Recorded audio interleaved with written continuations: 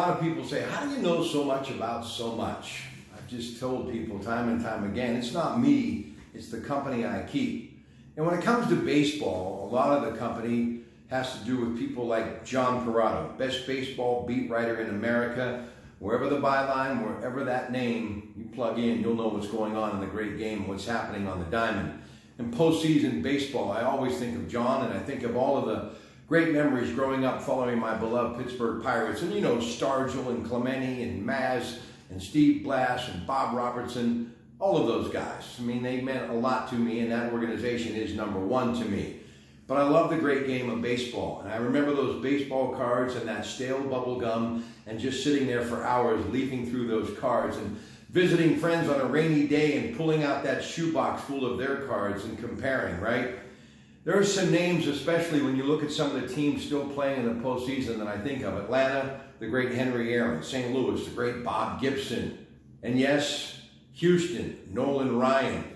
But when I think of the Yankees who swept Minnesota, which I'm going to tell you, that's my team now. I'm all in with the guys in pinstripes, the Bronx Bombers, and no longer the house that Ruth built, but the one that Mr. Steinbrenner built, and that family carrying on that legacy today.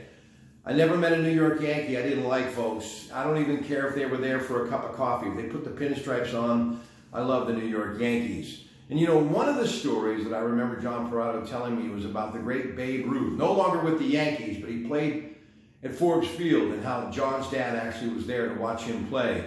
And he hit a few out of the park because only the Bambino could.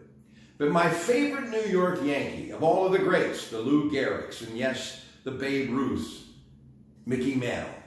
Mickey Mantle was truly given to us from the baseball gods. He came out of Oklahoma and took over center field for Joe DiMaggio. And if it wasn't for a few injuries, who knows? Those records probably would have never been broken. But the greatest Yankee of them all, and I think about him every time that this year rolls around, but especially when the Yankees are in the postseason. I will always take time to tip my hat to the legendary number 7, now batting for the New York Yankees, Mickey Mantle.